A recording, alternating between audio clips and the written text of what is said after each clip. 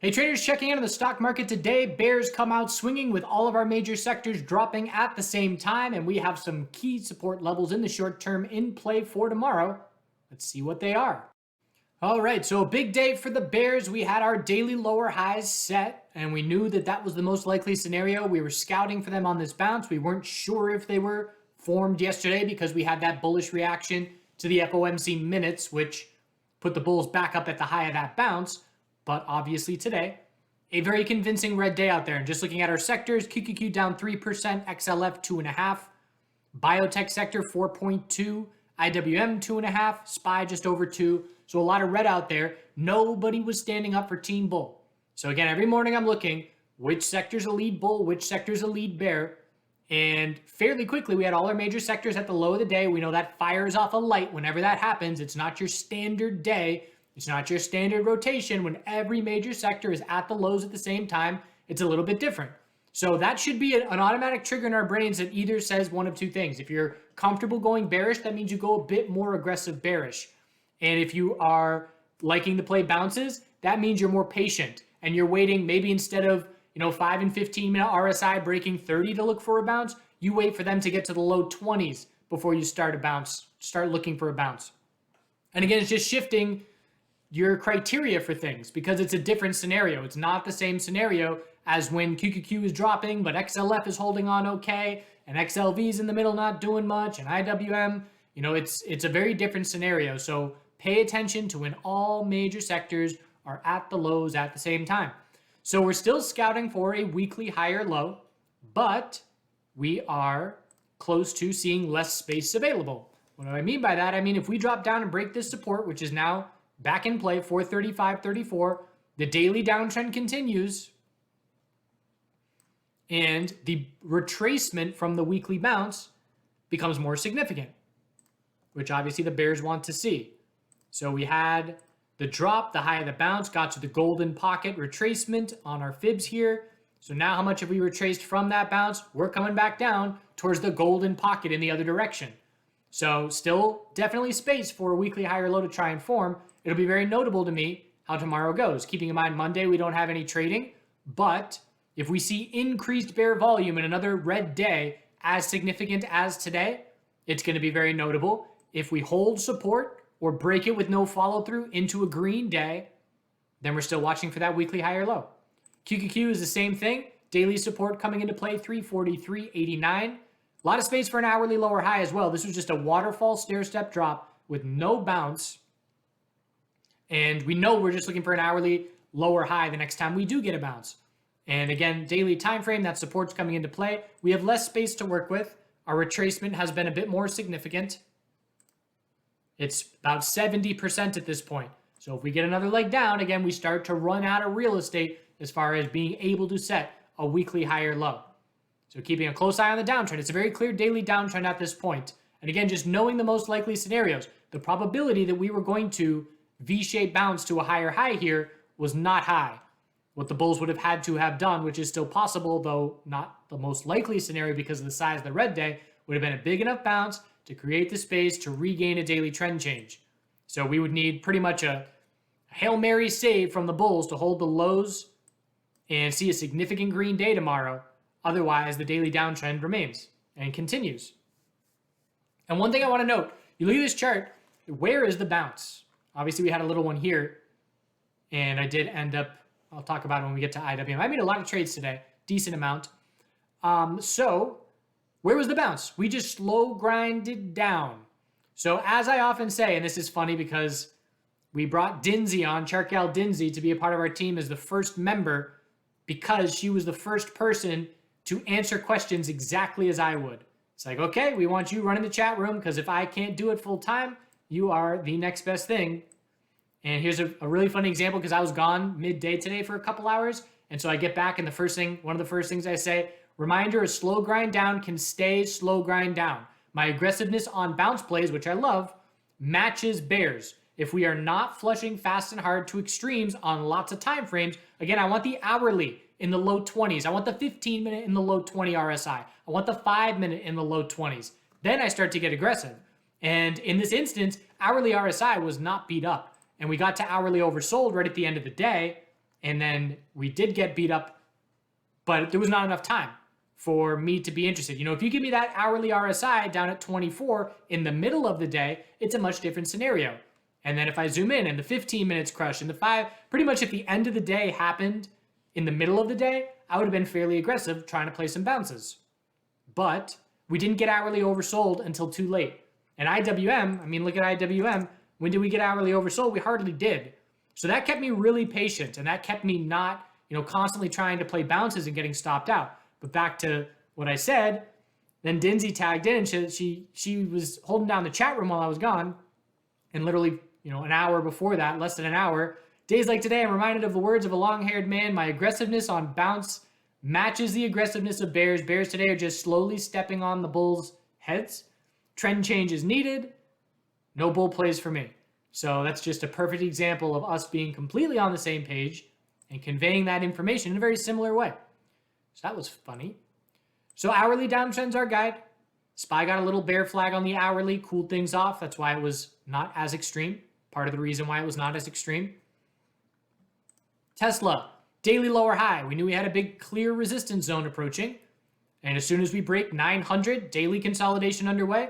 So just another lower high, and we're looking back down at the low at 850. The only thing you can say here is we have more space to work with above our recent daily support than SPY and QQQ have as far as the percentage move to the downside. But that's it. An hourly bounce pretty much for everybody. We're just looking for a lower high. Again, same thing. If you give me this setup midday right now, I'm definitely scouting bounces. We just ran out of time. So it's possible bulls set a daily high or low compared to 850, but they need to prove it with a big enough hourly bounce to create space for an eventual trend change. And that's a lot of ifs. Not even going to think about it unless an hourly bounce is significant. Then we'll say, okay, we're paying attention. Can you form that daily high or low? But without that, it has to start with the hourly bounce, and we have to gauge the retracement of that bounce. Facebook. So Facebook just absolutely dumped again. So I was talking yesterday in the video about watching for the potential of a falling wedge. That's off the table for me. Don't care about it anymore. Didn't take any trade. Why? Because we dropped multiple percent to lower lows. The previous support breaks would drop 1% into a bounce, drop another percent into a bounce, but this was 3+% to the downside. So it's a bit different, and we closed at the low. So I am not looking for a falling wedge at this point, and just never took any trade. And the 217s yet again. So here's another little lesson. So I traded NIO today, and I had a small swing position as long as we're in a daily uptrend, and it looks like that I'm still in it, but ended up recognizing bull strength first thing. And I know $25 is a key level. It has come into play many times. And just look at yesterday, 25.05, 25.13. So first thing this morning, we hold 25 and we see a solid bounce. And I say, okay, that's a solid bounce. And there was weakness in the broader market when that was taking place. NIO clearly stood out as a lead bull in the first 5-10 minutes. And so I said, all right, well, if the broader market gets any kind of bounce going, NIO is positioned very well to test its daily resistance. So I entered more aggressive position on this 2-minute higher low.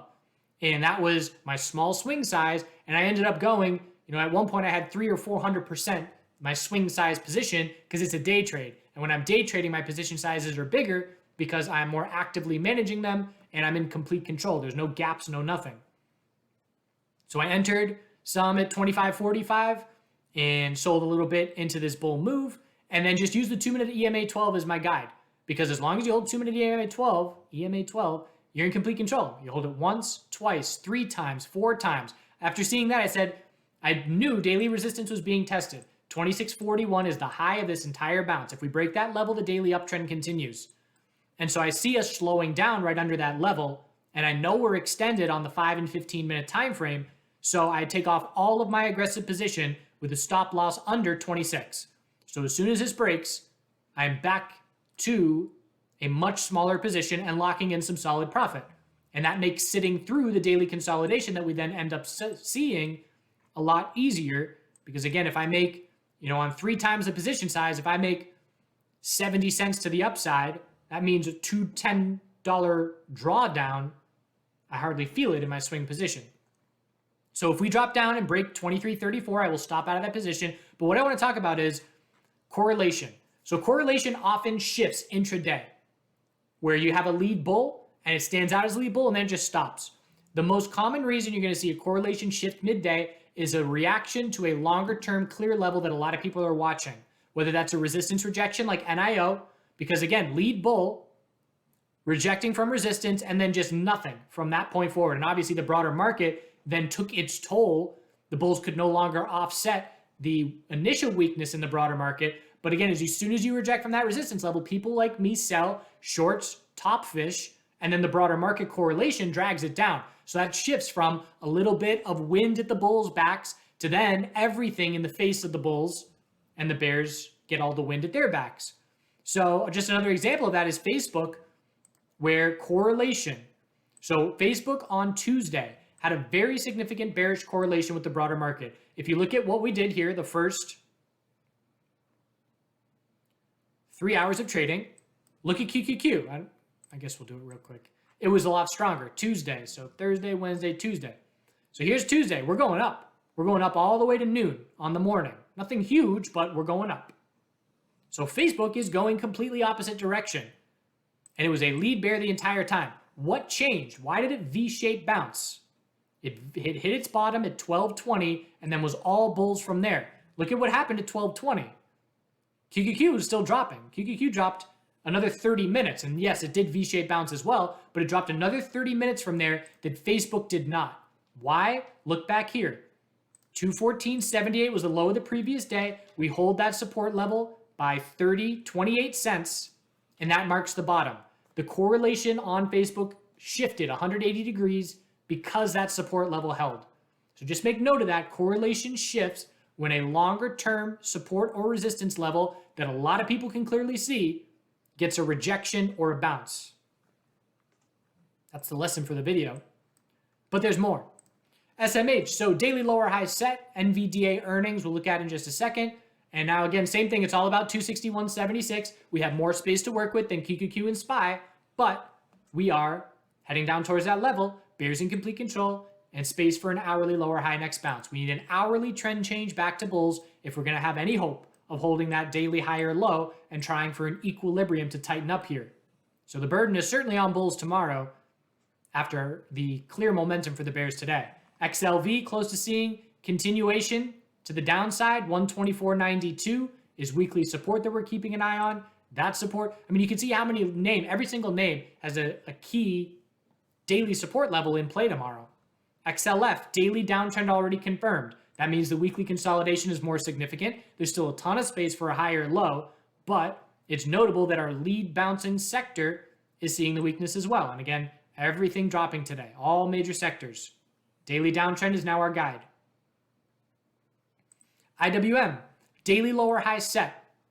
And here we are coming down to support 199.24, same deal, that's a key level. If that level breaks, we confirm a daily downtrend, our top of the bounce is set on the weekly, and then we start weekly consolidation. We know a lot of our other major sectors have already started weekly consolidation. It has been very notable to us that the growth names and the weakest names before this 3-week bounce were leading the way still, but if we lose this daily uptrend, it's right back to bears in control. So that's a very key support level tomorrow on IWM. And Bitcoin, I'm going to make a video specific. So I'm going to say something that a lot of you are going to roll your eyes at. But Bitcoin has been leading the broader market 5 distinct times in the last 2 weeks. And I'm going to make a video tomorrow explaining it all. I don't know why. Clearly the dollar volume behind Bitcoin is not, moving the needle. Perhaps it's just a gauge of sentiment, a gauge of risk on behavior. But it was the same setup with IWM. We set the daily higher low. We had a solid bounce. We rejected from resistance. Bitcoin broke the low of the previous daily candle and set this as a daily lower high at about 8 p.m. last night. IWM broke the low of its daily candle to set its daily lower high at 9:30 a.m., 10 a.m. So we're talking a difference of 12 hours. And again, that's just one little example, and I've got 4 other little examples to give you, but I've used this information to help me make money by watching Bitcoin for clues. So keep an eye out for that video tomorrow. Shouldn't be too long, but I'll just explain. And this means a lot for me because I'm the guy who's always saying Bitcoin is tracking the S&P 500. S&P 500 is dictating everything, and it's changed the last 2 weeks. And I'll show you why. Well, I won't show you why. I don't know why, but I'll show you what I'm observing. So XPI, daily downtrend confirmed. One of our growth names, weekly lower high set, now at 99.16. And we're looking for a weekly higher low, anything above 83.89, but it's a clear daily downtrend. So one of our growth names bites the dust, daily downtrend confirmed. Canopy, so Canadian MJ, daily downtrend confirmed. Weekly rejecting from EMA 12 resistance. Bulls have to confirm a weekly trend change for the first time since this massive move up. We've seen a massive drawdown since then. Longer term trend changes are needed. We are in a daily downtrend. MSOS rejected from resistance yesterday. In the video yesterday, I talked about how the last 4 hours of trading yesterday was the first red flag we've seen in USMJ for this entire leg up. And it followed through today. So we're looking at short-term support, 23.67. If that level breaks, it's a confirmed daily downtrend, and we zoom out and watch for weekly consolidation, rejecting from EMA 12. Bitcoin also rejected right from weekly EMA 12. Congrats, bull miners. That is beautiful follow-through. So daily bull flag and double top broken. I mean, that's a cup and handle as far as I'm concerned. I know a cup and handle is you want to be continuation patterns, but psychologically speaking, a resistance rejection into a bull flag, into a high volume breakout is the makings of that pattern. Regardless of whether you want to call it a cup and handle or not, it's a very notable move, but now we have a double top at 35.11 and 35.08. Still a very strong hourly uptrend. Bulls are not concerned with that double top unless we lose the hourly uptrend from here. And then after 35.08, 35.82 behind it, a lot of space for a daily higher low. Bulls will be watching for first hourly oversold conditions to be scouting an entry. Last time we hit hourly oversold was the best time to buy. That was our daily higher low and a big time move. And we know in our strongest uptrends, bulls aggressively buy oversold conditions. Hourly oversold marks your daily higher low. 5-minute oversold marks your hourly higher low. We do that in crypto all the time when it's strong. And we'll see if the miners adhere to those guides. Oil. So 4-hour tightening up here. The bulls are still hanging on. And if we see a bull break of 93.36, we confirm a 4-hour trend change back to the bulls, and we keep the daily uptrend. So pretty key for oil in the short term here. If we drop down and break 90 with another leg down, the daily uptrend is much more likely to be lost. But a nice little battle here to keep an eye on if you're interested in the energy sector to end the week. You can see XLE is chopping around, but it's still holding on as well. So I hope you're well. Keep an eye out for a couple videos tomorrow. I just locked myself in. I'm committed. All right, we'll see you. Do good things. Check it out. I had onions that I harvested last year, and I didn't eat them in time, and they started sprouting, so I just stuck them in a pot. And now I've got a pet. First female duck of the season's back. They're going to give us some babies.